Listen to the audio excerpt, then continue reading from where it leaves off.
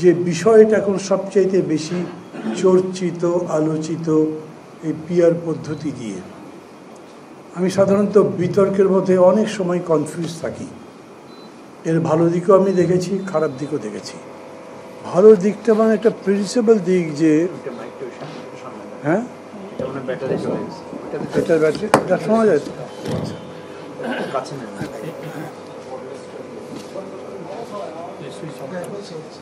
আমার বেশিক্ষণ লাগবে না। এটার ভালো দিকটা হলো খুবই আমি প্রিন্সিপালি মনে করি যে আমাদের এখানে মানে যে পদ্ধতি চালু আছে, যে পদ্ধতি এখন চালু আছে আমাদের দেশে ভোটের ফার্স্ট পাস্ট দি পোস্ট, এইটার রেজাল্ট হলো উইনার টেক্স অল। এইটার একটা রেমেডি লাগবেই। আর একটা হচ্ছে যে এই পদ্ধতিতে ভোট যদি হয় তাহলে তার মধ্যে অনেক কারচুপি ইত্যাদি করা যায়, কোয়ালিটি জাজ করা যায় এটা খুব ভালো করে, দলবাজিটা বেশি হয়।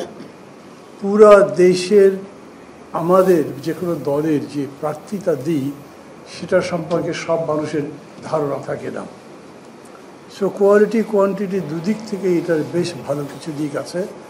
কিন্তু আমি পড়ে যেটুকু দেখেছি এরকম হয়েছে যে বহু জায়গাতে এটা ইন্ট্রোডিউস করতে গিয়ে পারেনি, তাতে তাদের পদ্ধতির ক্ষতি হয়েছে, তারা গণতন্ত্রটা দাঁড় করাতে পারেনি।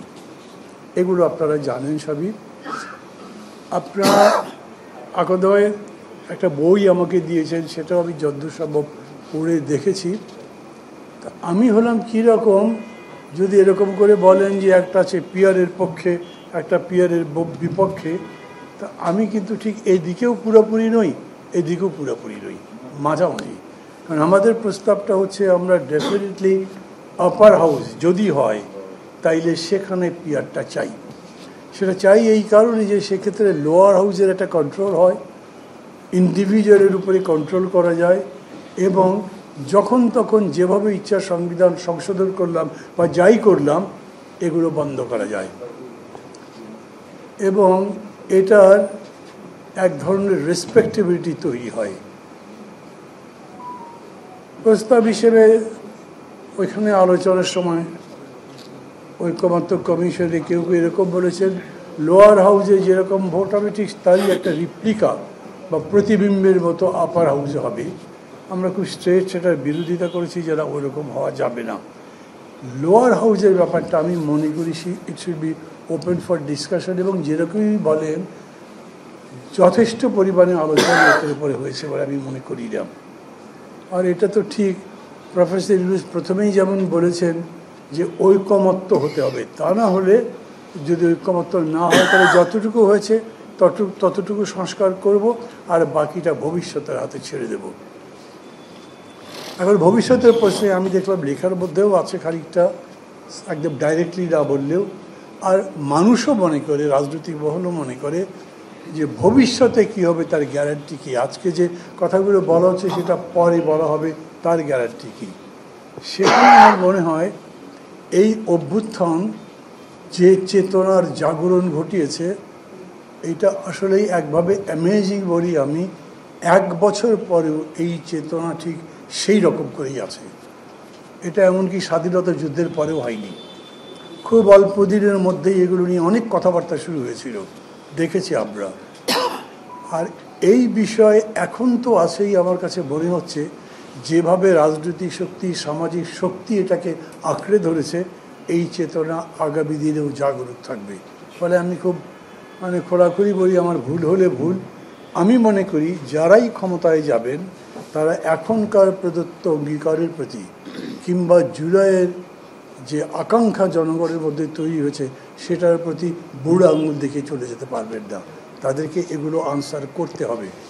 এই জন্যেও আমি এরকম করে মনে করি, আমরা দলের মধ্যেও বেশ আলোচনা করেছি, তাতে আমরা এরকম মনে করেছি যে এখনই আমরা লোয়ার হাউসের পক্ষে এটা বলবো না, বিপক্ষেও বলছি না কিন্তু, কারণ আমাদের ধারণাটাও এখন পর্যন্ত অতখানি স্পষ্ট নয় যে এটা ক্ষতিকর দিক কী কী হতে পারে। আর বাংলাদেশ তো এমনি একটু পিকুলিয়ার দেশ, আমাদের সাথে যদি আপনি এখন ভিয়েতনামের তুলনা করেন, শ্রীলঙ্কার তুলনা করেন, বা নিউজিল্যান্ডের তুলনা করেন, বা পৃথিবীর যতগুলো দেশে এই পিআর সিস্টেমে ইলেকশন হয়েছে মূলত সরকার গঠনের জন্যে, তাদের মতোই যে আমরা সেরকম না। আমাদের বিহেভিয়ার অন্যরকম, চিন্তা অন্যরকম, এবং বেশিরভাগ ক্ষেত্রে এটা ইললজিক্যাল। আমি গ্রামে ধরেন আমার লোকজনের সাথে কিছু কথাবার্তা বলে দেখেছি, তারা মানে প্রথম তাদের বিষয় হচ্ছে কাকে ভোট দেবো তাই জানতে পারবো না, এটা কেমন। আমি এটা বিতর্কের জন্য তুলছি না, বা এটাই যে একটা ভুল তাও বলছি না, কিন্তু এই যে মানুষকে অভ্যস্ত করিয়ে নেবার জন্যে যে সময় দরকার, সেই বিবেচনায় আমরা কথাটা এখন এরকম করে বলছি যে এই টার্মে আমরা এটাকে সমর্থন করবো না, বক্তব্য দেবো না। আমার বক্তব্য আমি এখানেই শেষ করে দিতে পারতাম। আর একটা বিষয় আমি একটু বলবো, সেটা হলো জুলাই ডিক্লারেশন নিয়ে যে কথা হচ্ছে, আমার মাঝে মাঝে মনে হয় এটা কি প্রোক্লামেশন নাকি জুলাই ডিক্লারেশন নাকি একটা ন্যাশনাল কনসেনসাস তার ডিক্লারেশন, এটা কোন দিকে যাচ্ছে তা পরিষ্কার নয়। মানে সমস্ত হিস্টোরিক্যাল ইভেন্ট যখন হয়েছে তখন ওই ইভেন্টের প্রোজ অ্যান্ড কনস সবাই দেখেছে, ভালো মন্দ কেন হলো, এর ভবিষ্যৎ কী, সম্ভাবনা কী, সেই হিসেবে একটা ঘোষণা আসে। সেটা আপনি এখন আমেরিকান ওয়ার অফ ইন্ডিপেন্ডেন্সের ডিক্লারেশন বলেন, বাংলাদেশের স্বাধীনতা যুদ্ধ বলেন, মাগনা কার্টা বলেন।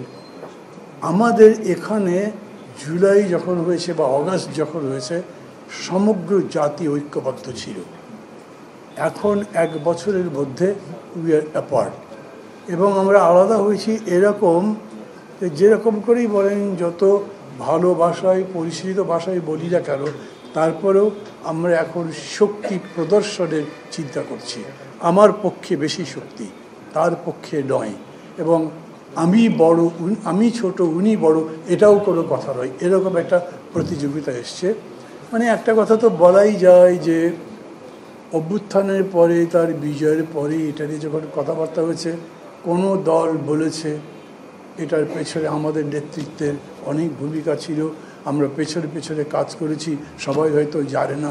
আবার আর এক পক্ষ হয়তো বলেছে যে 15 বছর ধরে তো আপনারা এটা খুঁটিয়েও নাড়াতে পারেননি, তার মানে নেতৃত্বের প্রতিযোগিতা আছে। আমি খুব শিওর না একেবারে এইভাবে যদি আপনি জুলাই ডিক্লারেশন বলেন বা প্রোক্লামেশন বলেন, তাহলে এই জায়গাতে রাজনৈতিকভাবে ওই সময়ের মূল্যায়ন, বর্তমান সময় এবং ভবিষ্যৎ সম্ভাবনার ব্যাপারে একরকম রাজনৈতিক বক্তব্য দিতে পারবো কিনা।